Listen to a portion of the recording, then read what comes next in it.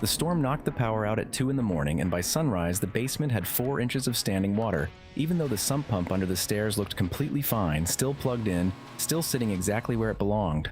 The pump hadn't broken, it simply was never built to run without power, and the backup the homeowner assumed was attached to it turned out to be an option they'd never actually bought, a detail nobody explained to them at the register. That's the mistake almost everyone makes with a sump pump, judging it the way you judge a toaster, on price and brand name, when the only day that actually matters is the one day it has to run without the grid behind it. Plumbers who get called out after a flooded basement check something different first, not whether the pump ever worked, but what happens to it specifically when the power goes out and stays out for hours. This is beneath the barcode, preventing you from making expensive mistakes and giving you the fix for the ones you've already made.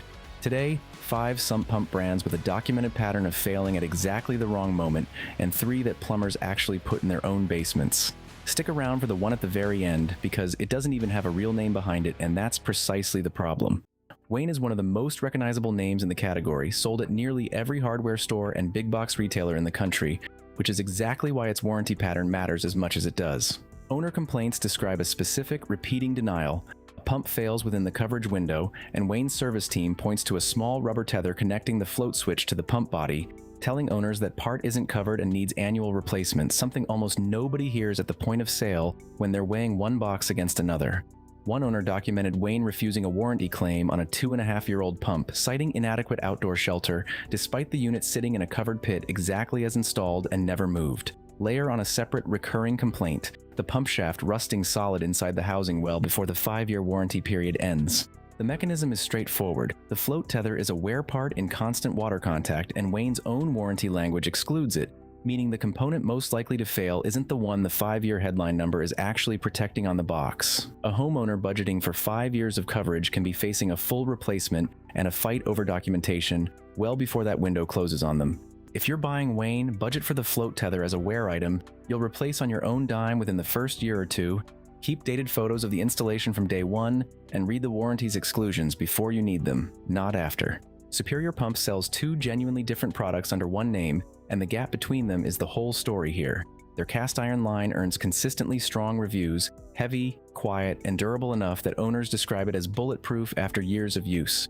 Their thermoplastic line is a different animal entirely. Multiple owners report the plastic housing cracking on arrival, or within the first few uses, one documenting a replacement unit whose motor began separating from the base after running less than a minute. Another owner's thermoplastic pump died completely 4 months after installation, against an average sump pump lifespan of roughly 8 years. The failure is material, not electrical. Thermoplastic housings flex under vibration and thermal cycling in a way cast iron doesn't, and the seam where the motor meets the base is the first place that flexing shows up as a crack. Once the housing splits, water reaches components that were never meant to get wet, and the pump doesn't decline gradually, it fails outright, often in the first year. The financial consequence isn't a slow decline, it's total pump replacement inside the first 12 months, sometimes more than once, while paying full price for cast iron performance you never received. Check the model description for cast iron specifically before you buy. If it says thermoplastic, that's your cue to upgrade within the same brand or walk away entirely. If you've ever bought the cheaper version of a brand you trusted, that exact gap is what this channel exists to catch before it costs you a flooded basement. Have you bought pumps from any of these 2 brands? Let us know if your experience was just as bad in the comment section below. Everbilt is Home Depot's house brand, which means it's the default pump millions of homeowners buy just by walking into the plumbing aisle. That default status is exactly the problem once something breaks. Complaint trackers show Everbilt sump pumps sitting around a 2-star average, with the same 2 issues surfacing repeatedly. No replacement parts available for individual components like float switches or motors, and customer service that's slow or difficult to reach when a warranty claim is on the line.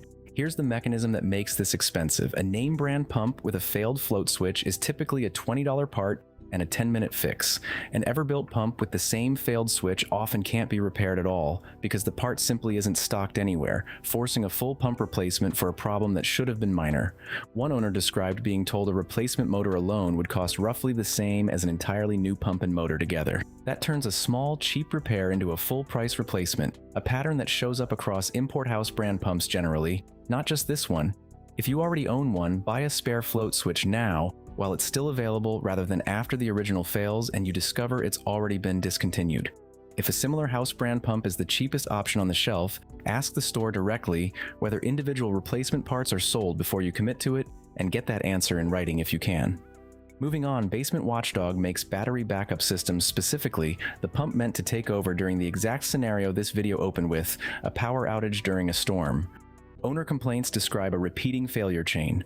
The primary housing corroding through years before it should, which lets the pump run continuously and drains the backup battery dry, keeping up with a leak the pump itself created.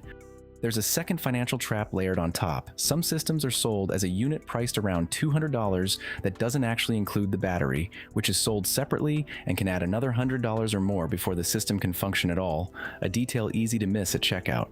Several owners also report the warranty timeline landing almost exactly at the point of failure, one describing a 2-year warranty running out roughly 6 months before the whole system needed replacing anyway. The consequence stacks: an unexpected battery purchase up front, a corrosion-driven failure that cooks the very battery you bought, and a warranty clock that runs out just before you need it most. Before buying, confirm in writing whether the battery is included in the listed price, and mark your calendar for a monthly test, because a backup system that's never been tested isn't actually a backup, it's just an expensive guess sitting in the corner. Last, and probably most importantly, the category that causes the most basement flooding of anyone on this list: unbranded pumps sold under a rotating cast of names that exist only as a single marketplace listing here today, replaced by a slightly different name and photo next month. No real manufacturer support line, no UL certification you can actually verify, no replacement parts, and frequently no listing at all by the time you go looking for help after it fails on you. These typically use the cheapest float switch design on the market, a simple mechanical arm with no backup trigger if it sticks in place, and testers who've cut them open report wiring and seals that wouldn't pass a basic UL safety review, meaning the shock risk sitting in a few inches of water isn't hypothetical, it's a design shortcut nobody caught because nobody was required to. When one fails, and the pattern shows they fail early and often, there's no warranty claim to file because the company that sold it was never really a company, just a storefront that can vanish overnight and leave the listing dead. This is the strongest case on the entire list because it stacks every failure mode already covered, no accountability, no parts, no real warranty, on top of a product that was never independently safety tested at all. If you can't find a manufacturer website with a real phone number and a parts catalog before you buy, that absence alone is the entire review you need to read. If any of these 5 are sitting in your basement right now, you already know why the rest of this video matters. Now that you know the specific ways these systems fail, the more useful question is which ones actually hold up when the power's out and the water's rising. Before we move on to the most useful pumps to have sitting in your basement, we would appreciate you liking the video and subscribing. First, and the industry benchmark for a reason, the Zoller M5 III. Full cast iron housing, an oil-filled, hermetically sealed motor, and a vertical float switch with no fragile tether or pivot arm to fail, backed by a 3-year warranty on a design barely changed since Zoller started building pumps in Louisville in 1939.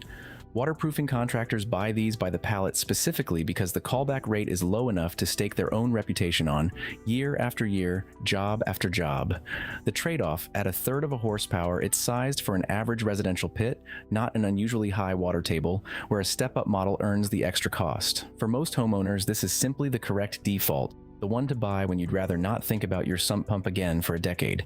Second, for backup power specifically, Liberty pumps, and specifically their SumpJet water-powered backup line. Instead of relying on a battery that degrades every year whether you test it or not, the SumpJet runs off your home's municipal water pressure, so there's no battery to forget to charge and nothing to cook itself out during a long outage the way the earlier entry on this list does. Liberty's primary pumps use a magnetic float switch with no moving tether to snap, manufactured in Rochester, New York, with Plumbers routinely describing decades of runtime from a single unit before it ever needs replacing. The trade-off is a required municipal water connection, so it isn't the fit for well-water homes, where a properly maintained battery system is still the better call. For anyone who's already been burned by a dead backup battery at the worst possible moment, this is the direct fix. Third, for a tight budget, go back to Superior Pump, just the cast iron line specifically, not the thermoplastic one from earlier in this list. Owners consistently describe it as heavy, quiet, and durable enough to outlast pumps costing twice as much, and the price gap between their cast iron and thermoplastic models often runs under $20, which makes the cheaper option genuinely hard to justify once you know what's inside it. That's this entire video in miniature. The brand name told you almost nothing on its own, the specific model and the material behind it told you everything that actually mattered. Confirm cast iron construction on the listing before it goes in your cart, and you're getting genuine value instead of a gamble dressed up as one. So here's the actual buying rule, compressed. Check the housing material before the brand name, cast iron over thermoplastic every time, on any brand, including the ones on this list. If you're relying on a battery backup, test it monthly without exception, or replace it with a water-powered system that can't quietly die on you between storms.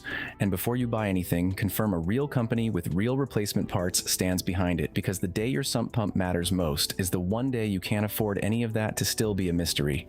This is beneath the barcode, preventing you from an expensive mistake before you make it, or handing you the fix for the one you already made without knowing it.